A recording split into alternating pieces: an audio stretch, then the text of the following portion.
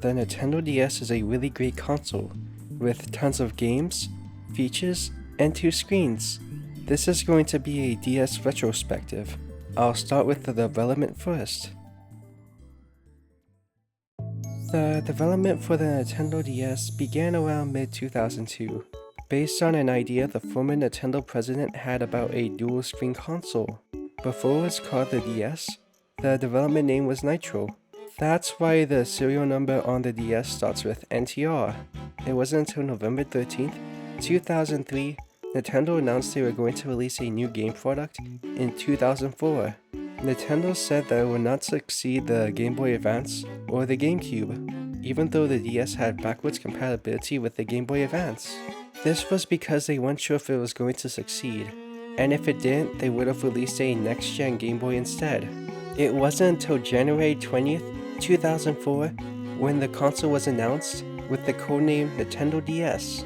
Nintendo said a couple things about the specs, like how it would have 2 separate 3-inch LCD display panels, separate processors, and 128 megabytes of memory. The DS is unique compared to other devices released at the time. The Nintendo president Satoru Iwata said, "We have developed the Nintendo DS based upon a completely different concept from existing game devices in order to provide players with a unique entertainment experience for the 21st century." The first time it was shown wasn't until E3 2004, where the prototype was shown off. It was announced that it would look different for launch. It looked similar to the final version, it just has bigger borders around the screen. It wasn't until July 28th, 2004, when the final version of the DS was shown off, with the official name being announced as the Nintendo DS. After the GameCube sales, Nintendo needed this console to succeed, and there are interviews where they say that. When the DS was shown off, tech demos were shown on the DS that you could play. I'm going to go over some of the demos that are lost media. One thing I want to point out first is that the touchscreen shows a mouse cursor.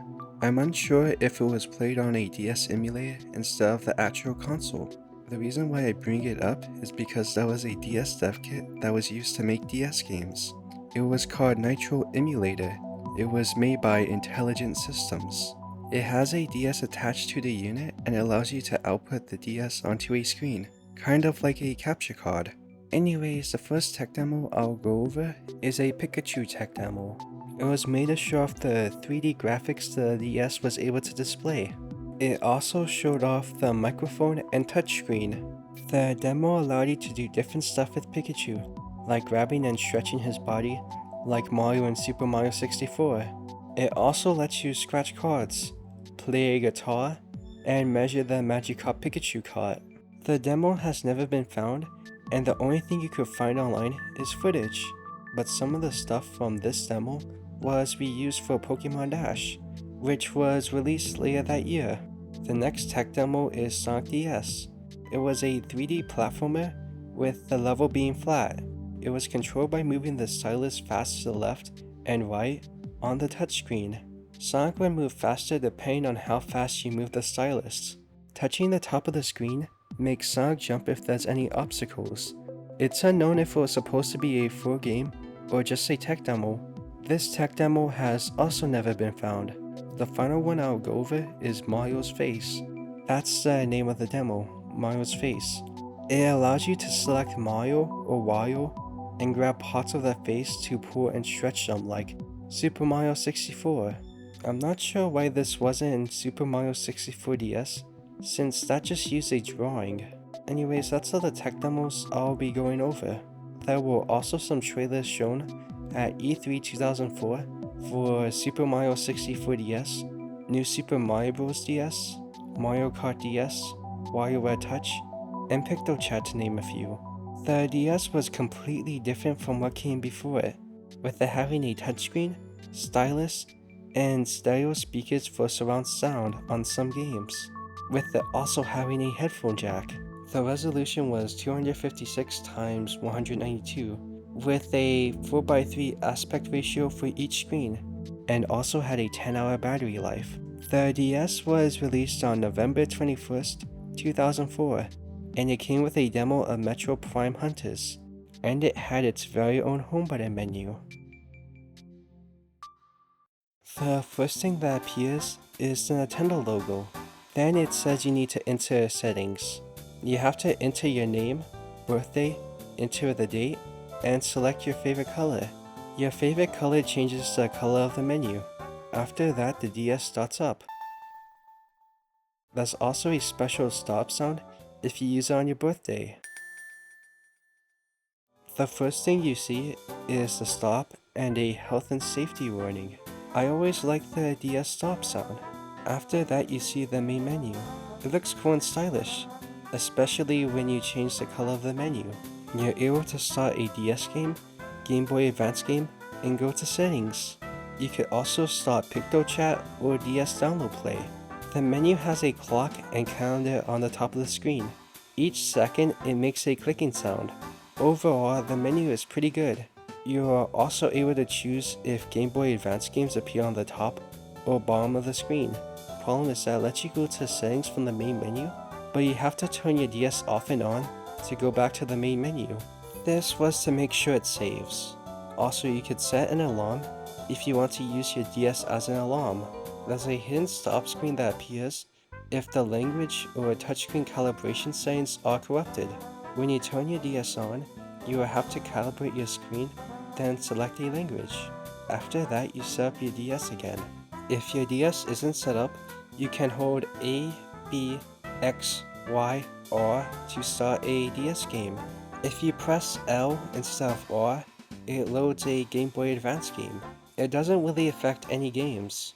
If auto boot is on after setting up a DS, holding B would start a Game Boy Advance game, and holding start starts the menu. You can only change Wi-Fi settings in a game, not in the DS settings. There was also an early version of the menu that was found on a DS manual from November 7th, 2004, just 2 weeks before the DS was released. From the pictures shown, the design is a bit different. The most notable difference is the Pictochat logo and the DS Download Play logo are different. The color is orange compared to the final version that's just black. The settings icon is different and it's brighter. The clock doesn't have numbers and it's just dots. When on the settings, the design is a bit different for the icons. All the icons are less saturated, there's no select button, it's just X as a placeholder. Also, when calibrating the screen, the icon is different. Other than that, nothing else is different. There was also a prototype version of the menu found. It refers to itself as Nitro-Boot Menu. There's two different versions. The first one is from June 15th, 2004. The version number is actually when it was made, 4.040615. It was shown off by Forest of Illusion on November 24th, 2022. The boot logo is the one used for the Game Boy Advance, just with a black background. It plays a sound that has kids say Nintendo, then fades away and goes to the settings. The sound was used in a Game Boy Advance game called Sakura Munoko no Uki Uki Carnival. It was made by Nintendo Special Planning and Development, now called Nintendo System Development. They're a division of Nintendo that works on hardware and peripheral development. Also, the game was released only in Japan and had you explore the internet to invite everyone in town to the carnival. Anyways, only one screen is used at a time. At the bottom left, it tells you how long the DS has been on. There's 6 options to choose from.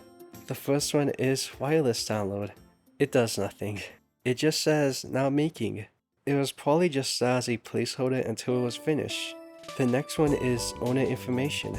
It has you enter your nickname, birthday, blood type, and gender. I've talked about blood type personality theory when going over Wii Room or Wii Noma. It's a theory in Japan that says a person's blood type determines their personality. It's like horoscopes. It's popular in Japan, and Nintendo used it for Wii Room.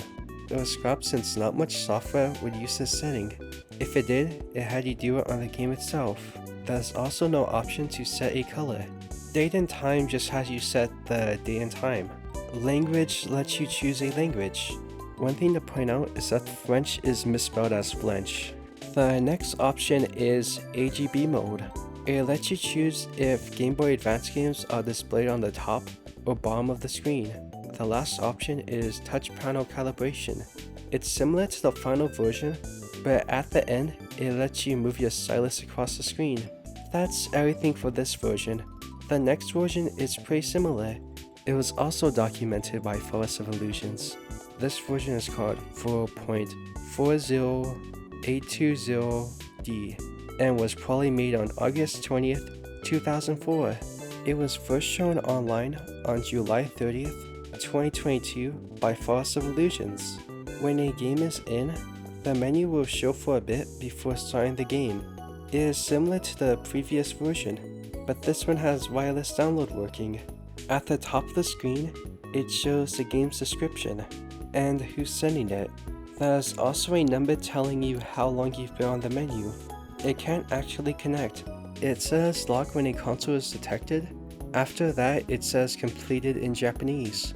You have to turn your DS on and off to go back to the main menu. This version lets you pick a color in user information.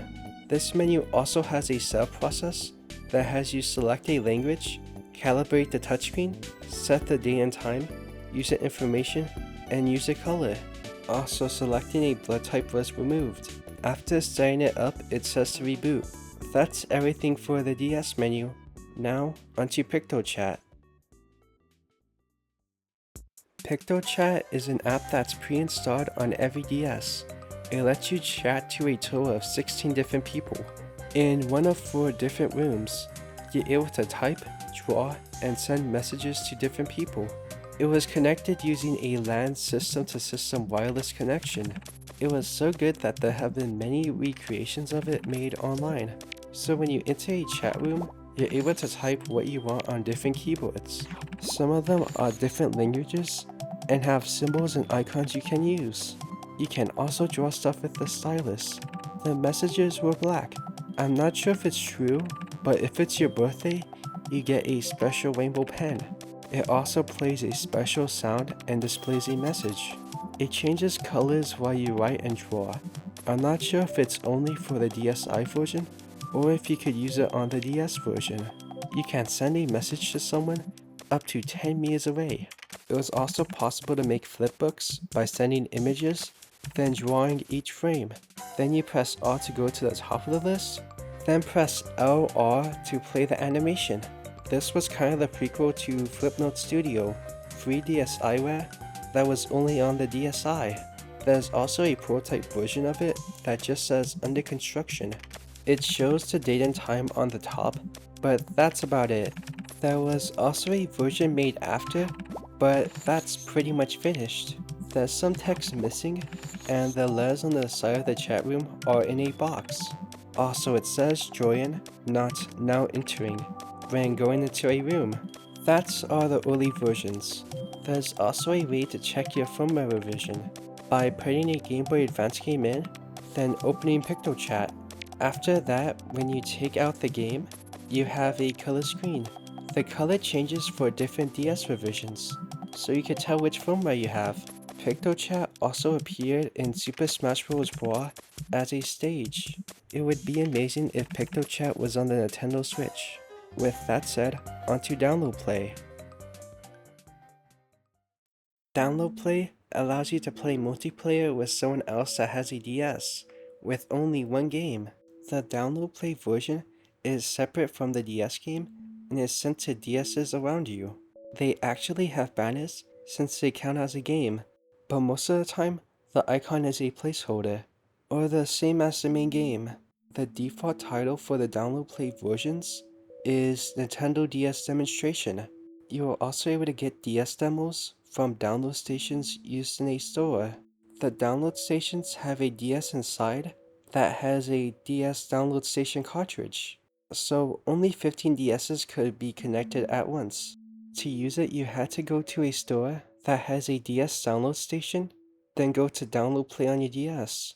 The menu for it has a list of games for you to choose from. Also, some download stations had videos.